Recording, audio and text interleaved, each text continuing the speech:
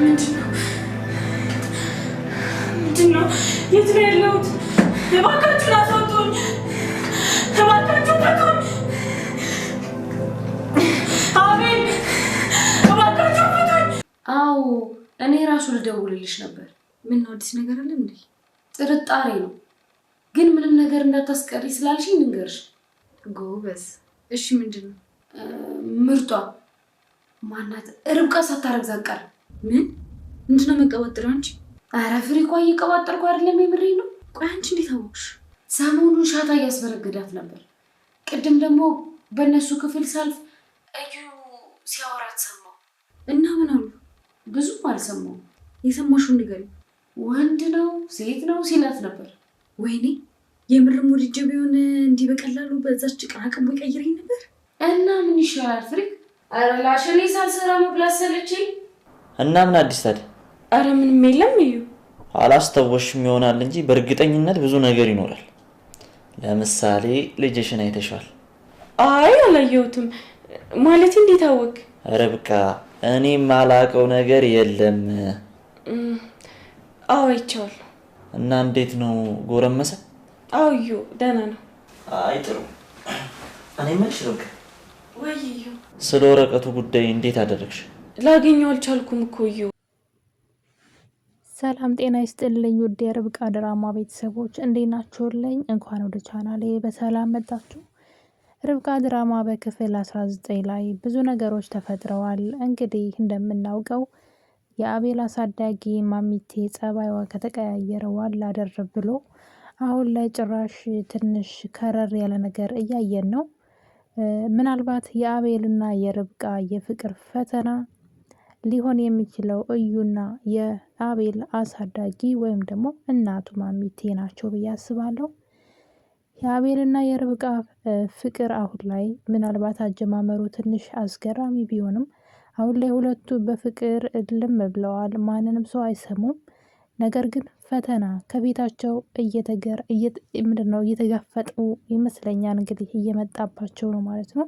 ለፍቅራቸው አደጋ፣ ለትዳራቸው አደጋ፣ ለአብሮነታቸው አደጋ የሚሆን ብዙ ችግር እየመጣ ነው የሚታየኝ። እንግዲህ በክፍል 19 ላይ ማሚቴ እንደለመደችው እዩን ካሳመፀችው በኋላ ከሷ ጋር እንዲሰራና ወረቀቱንም ፈልጎ እንዲወስድ በስሙም እንዲያዞረው ፈቅዳለት ነበረ። እዩም መጀመሪያ ላይ ፈራፍ ብሎ ነበረ። ምክንያቱም ያ ነገር የአቤል ብቻ እንደሆነና እናት እሷ ደግሞ ማሚቴ ማለት ነው የአቤል አሳዳጊ አቤልን በጣም የምትጠብቀውና የምትወደው ሴት እንደሆነች ስለሚያውቅ ሆን ብላ ልትፈትነኝ ነው ብሎ ነበረ። ነገሩ ግን እንደዛ አይደለም። እንግዲህ ሰው ገንዘብ ይቀይረው የለ ጊዜ እና ገንዘብ ሰውን እንግዲህ እየቀየረው ይገኛል። በጣም ጥሩ ታማኝ ብለን ይጎዱናን ብለን የማንጠብቃቸው ሰዎች ጊዜና ቦታ ጠብቀው ምናልባት የእኛን ውድቀት እንግዲህ ሊመኙ ይችላሉ።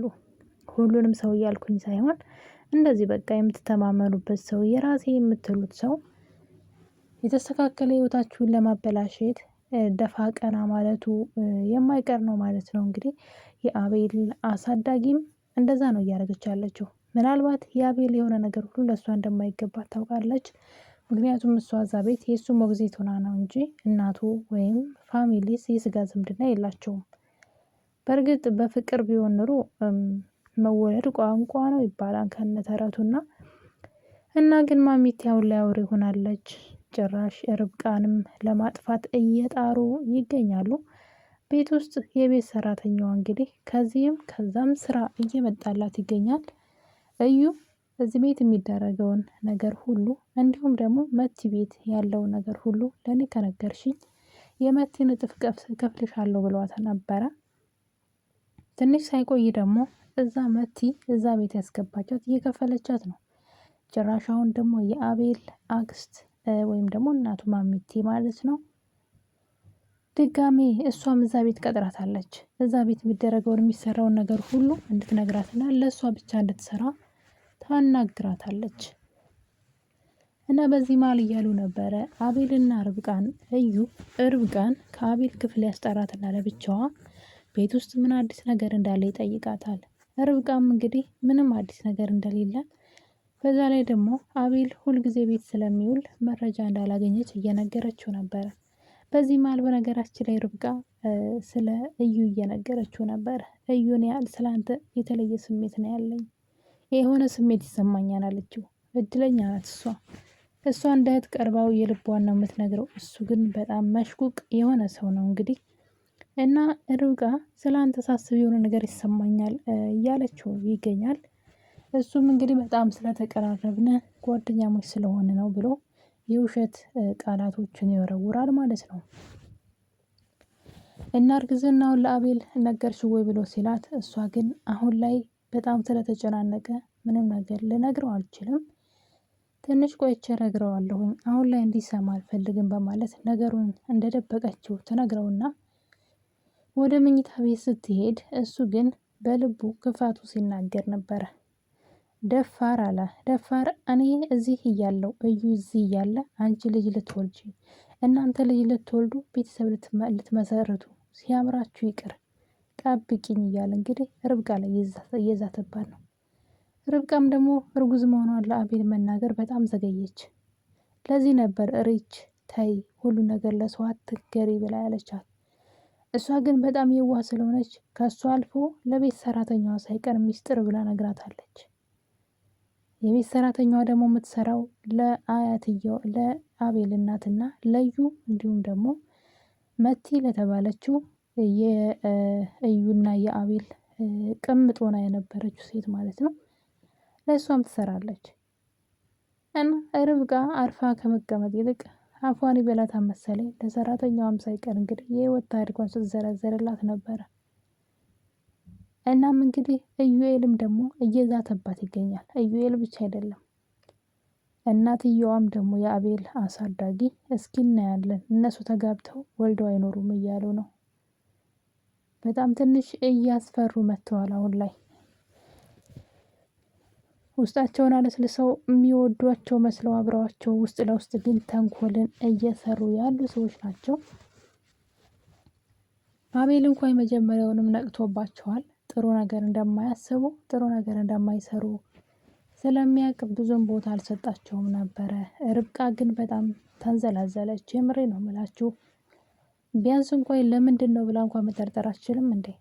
ከአቤል ዘንድ ወረቀት ሰርቀሽ አምጪልኝ በጣም የህይወቴ ወሳኝ ወረቀት ነው ሲላት፣ የአቤል የህይወት ወሳኝ ወረቀት ቢሆንስ እንዴት ታውቃለች? እንዴት ነው እሰጥሃለሁ እሺ አቤል በሌለበት ብላ የምትለው?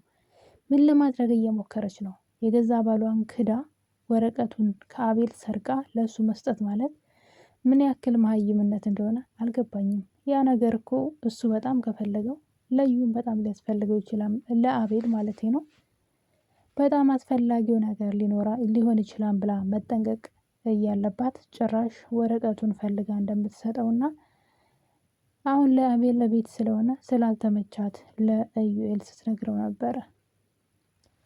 እናም በዚህ መሀል እንግዲህ አቤል ከቤት መውጣት አለብኝ ብሎ ከቤት ይወጣል። እዩን አብረን እንውጣ ቢለው ማይ አልወጣም ብሎ እምቢ ይለውና ከርብቃ ጋር የተባባሉት ነገር ስላለ አቤል ከሄደ በኋላ በቃ ከዚህ በኋላ ወረቀቱን መፈለግ እንጀምር ትለዋለች ርብቃ። የዋህ ናት በጣም። እናም እሱም በደስታ አቤል እግሩ ከመውጣቱ መኝታ ቤት ገብተው ወረቀት መፈለግ ይጀምራሉ። በዚህ ሰዓት ማዘሯ ወደ ሳሎን ትመጣና የቤት አጋዣቸውን ትጠራታለች። ልጆቹ የት እንደሄዱ ብትጠይቃትም አቤል ከቤት እንደወጣና እዩና ርብቃ ግን እነ ርብቃ ክፍል ውስጥ እንዳሉ ስትነግራት፣ እንዴት እዛ በዚህ ሰዓት ይቀመጣሉ? ምን ይሰራሉ? ጭራሽ እዩም አብሮት አለ። በቃ ተይው አሁን እጄ አያቸዋለሁ ትላታለች። መጀመሪያ እንድጠራላት ጠየቀቻትና ነገር ግን አይ ራሴ ሄዳለሁ ትላለች። እንግዲህ ጉድ ላይ ያሳያት ነዋ። እናም እንግዲህ ማዘሯ ወደነ አቤል ክላስ ስትሄድ አቤልና ርብቃ ያንን ወረቀት እንግዲህ ለመፈለግ እዛ ክፍል ውስጥ እየተደራገሙ ነበረ። ነገር ግን ነገሩ ሌላ ነገር ሆኗል። አቤልና የአቤል አክስትና እዩ ማለት ነው፣ ወይም ደግሞ ማሚቴና እዩ ተባብረው ርብቃን አግተዋታል። ወረቀቱን ስለሸወደቻቸው ይሆን ወይም ደግሞ ስለአወቀችውና አልሰጥም ስላለቻቸው መሰለኝ ርብቃን አግተዋታል። ወይም ደግሞ ወረቀቱ ከተቀመጠበት ሊገኝ አልቻለም። አቤል የምሰራው ነገር አለ ብሎ ከቤት የወጣው ያንን ወረቀት በስሙ ሊያስተካክለው መሰለኝ፣ እኔ ስገምት ነው። ወረቀቱን ቤት ውስጥ ሊያገኙት አልቻሉም። ከዛ ግን ርብቃን አግተዋታል። ርብቃን አግተው ያን ወረቀት በራሱ ፍቃድ እንዲያመጣ ሊያደርጉት ነው። ነገር ግን ርብቃ እርጉዝ ናት። ልጇን እንዳይጎዱባት ከምንም በላይ እየፈራሁኝ ነው። ርብቃም እርጉዝ መሆኗን ወይ ያልነገረችው ለአቤል እንዳይጠብቃት፣ እሷ ግን እየተጃጃለች ሳትነግረው ልጇን እንዳያሳጧት ትንሽ ያስፈራል። ብቻ ለገንዘብ ተብሎ የሚደረግ ነገር በጣም ነው ያዘንኩትኝ። በተለይ ከአቤል እናት ይሄን አልጠበቅኩም ነበር።